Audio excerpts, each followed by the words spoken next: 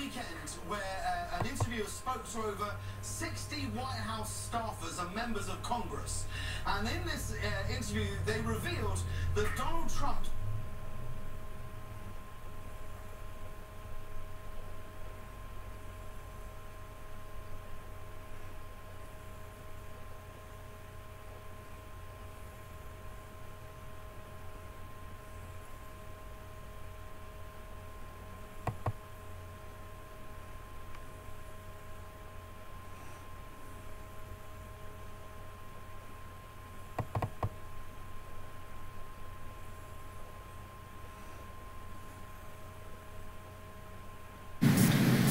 letter that will submit their conditions with the correct dates. Is there a second? Second. Discussion? All those in favor signify by saying aye. Aye. Any opposed? Any abstentions? Carries. All right. That brings us on to the town attorney, Mr. Randolina.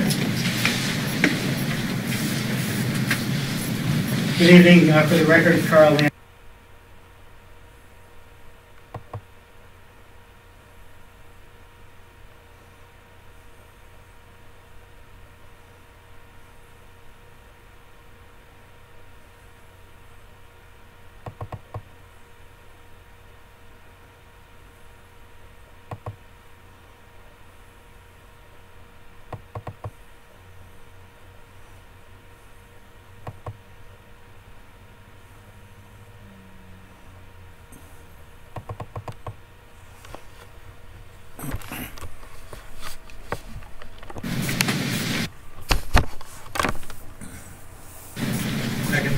Discussion?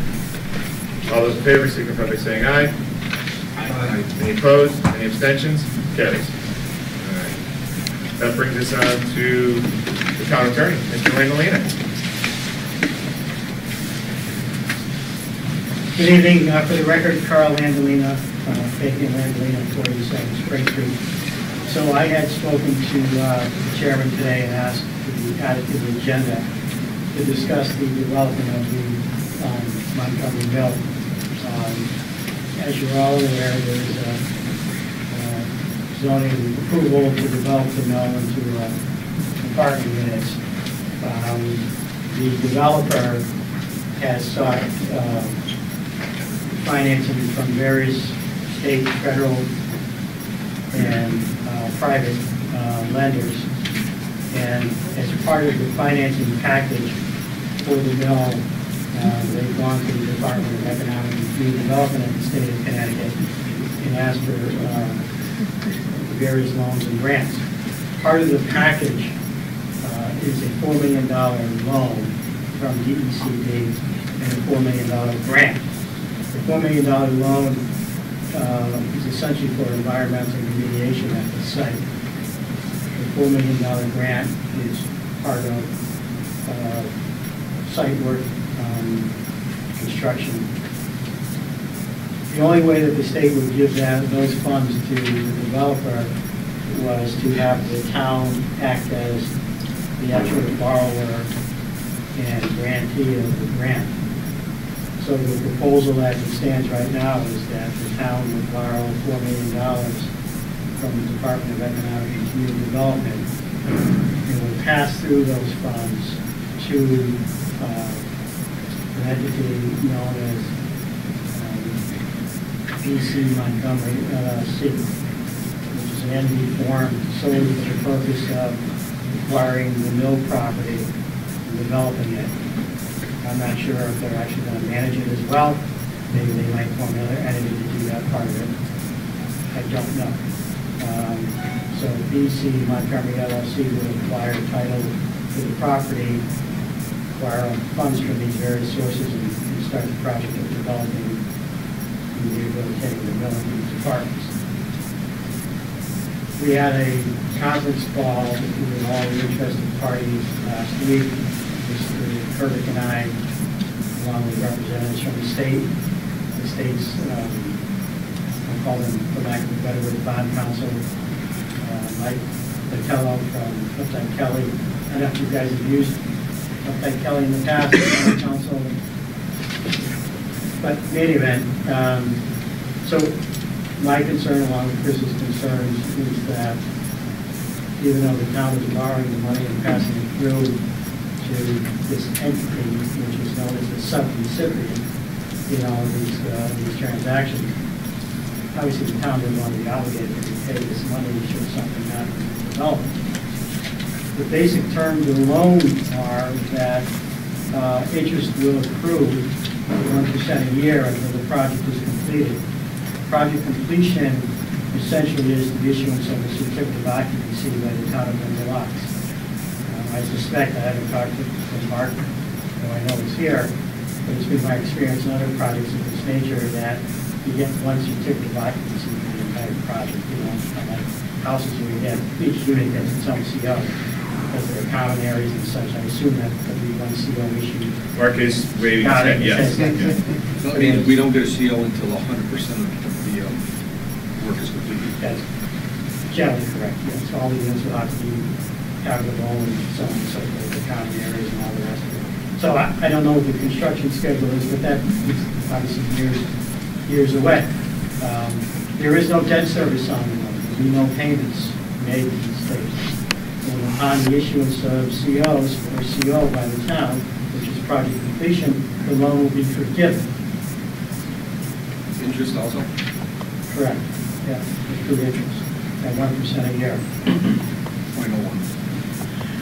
1% a year. I mean, the 0.01%, and that gets to the next phase of the project.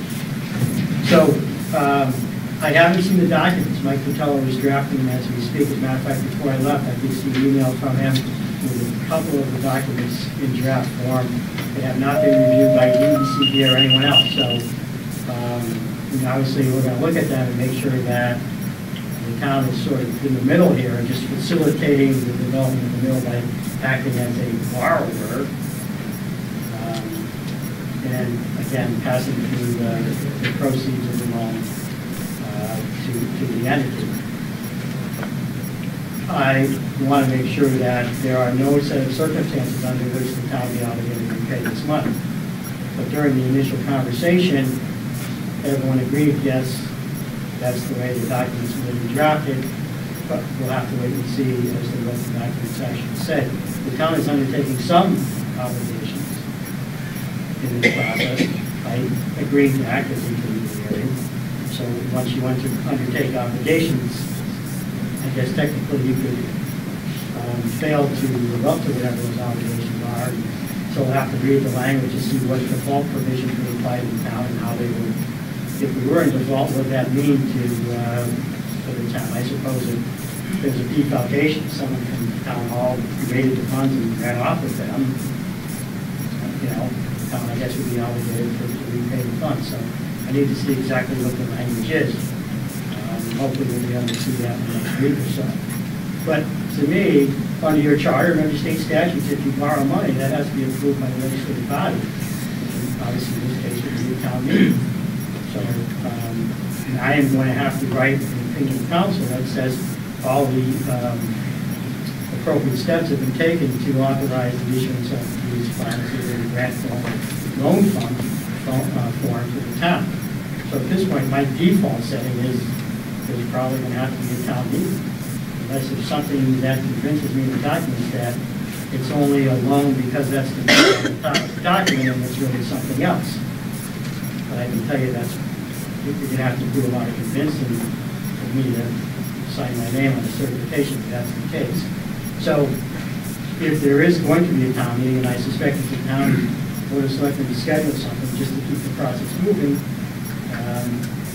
it's been my position all along that you guys, I mean, if it's a loan, it's a loan, it's a loan, and even though there's no debt service, that you should be aware of what's going on and be part of the process.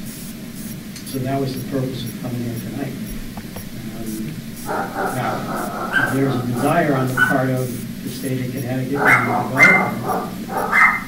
to close this deal by the end of the calendar year. 4 weeks away. So we'll see if that Well, I would have a question about it. It seems to me there's no point in asking until we've got the document. right.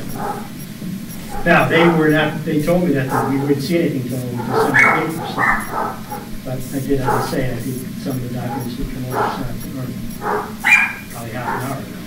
So I think the state rushed. But again, they've done a few of these deals are sort of costly deals, but they've never done one that's structured like this. So the other, I think, Mark, your point about the interest being 0.01 is that the way there's going to be a separate agreement between the town and the developer as part of their obligations to us. That once the loan is forgiven, the town is off the hook. But we're going to have a separate agreement with the developer that they are not off the hook. The reason for that is they don't want to have the forgiveness of debt income to deal with. That's a taxable event as far as they're concerned. They prefer not to deal with that issue. So rather than that, when the town, when the loan is forgiven by the state to the town, the obligations to repay the town are going to continue for another 40 or so years. The interest will accrue at 0.1, forward, 1/10 of 1%. And 4 years from now,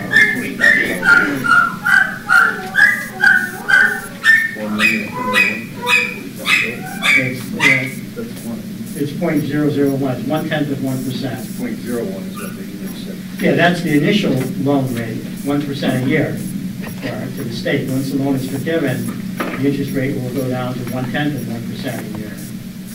And the interest will accrue, there'll be no debt payments on the debt. And I guess, all right, so my question to them is, 40 years from now, you're going to give us back $8 million? Yeah. And which is what it sounds like, but I wouldn't hold my breath. And I can't hold my breath for 40 years. But I suspect that they'll offer to renegotiate sometime down the road. So, but that's the way the deal is proposed to be structured. So the town will borrow $4 million from the state of Connecticut. So now you're going to give us back $8 million? Yeah. And which is what the town will receive a grant in the amount of $4 million. All the $1 million, debt payments on that. The town of dedicated town of house to the developer and certain. So my question to them is, 40 years from now, you're going to give us back $8 million? It's concept. So we should documents, which is what it sounds like, but I still, as part of the slow my breath. Now, what happens if they go bankrupt and don't make the work? I suspect that they'll offer it. So they are going to undertake a guarantee of completion, and that's going to be secured by a position on the property, which will probably be 3 or 4, prior superior positions on the property. So the question we've been discussing is whether or not the parent company will be a guarantor of all of these loans and financing. Guarantee of completion, and that's going to be secured by a position. And we've got a promise from the state of Connecticut that will be with respect to the property involved on the part of the developer, superior positions on the property. So the question we've been discussing is whether or not the parent company will be a guarantor of all of these loans. What I'm concerned about is that the town, again, is undertaking some obligations to act as this zoning and approval obligations imposed on us by those. The basic terms of the loan are that interest will accrue 1% a year until the project is completed. Project completion The state has a position on the property which will probably be 3 or 4 straightforward arrangement. prior superior positions on the property. So my understanding is that the source of this the source of funding owns and grant and sign as a guarantee on this particular pile of money where everything got coming from. So not available to private entities. We've got a promise from the state of Connecticut. This would be, we've done a number of these, down from part of the developer. Joint project financial out of town is not considered. partner in the project. Typically, in those kinds of situations, the town might take title to the property and then enter into an agreement with the developer to come in. And so the town would have to own the property for at least one day. We've done that a number of times. That's not what's happening here. So in order to facilitate these financing sources of funding, they have to go to the town. I may have read it wrong, and I did some research on it. I think that private entities are entitled to go and apply for it. I think the big Well, they applied for it, but yeah, I think the big one is that it's that's not what's happening here. So in order to facilitate these financing sources of funding, they have to go to the town. I may have read it wrong, and I did some research on it. I think that private entities are entitled to go. But even on the grant side, there'd be no income to them on the grant side. They're still asking for us to be the intermediary. I think that's to be more of a source of funding. But I'm not. There are so many programs I think. So are you looking for a Board of Finance recommendation tonight? Or not? When's the next time you could meet so that we could have this discussion? Well, we can't. Tomorrow's a special meeting, so you can't put me on. I can't put you, that's true. But what I'd like to do, given that I did receive documents today, I'd like to go back and review them. Now, if I wasn't going to get documents until the promised date of 2 weeks from now, I would be looking to take some action. But since we have some more information that's available to us in the short term, let me go ahead and read the documents, and I can come back maybe in a week, and then we could have this discussion again. But at some point, to the extent that I think a town meeting is going to be necessary, obviously I want your approval or you making a positive recommendation at that meeting. If it's next week, it would be a special meeting, which this board's never afraid to come out and meet. You just have to keep me advised, and then we can get an agenda, and I can keep the board, in on it. But next week would be a special meeting, and then December 12th would be our regular meeting. But our plan is to actually have a public hearing that night. Yeah. To actually display the budget 6 months late. So we're getting there. Yeah. So, Michael, did you have? Yeah, can you just clarify one thing? I know you touched upon it.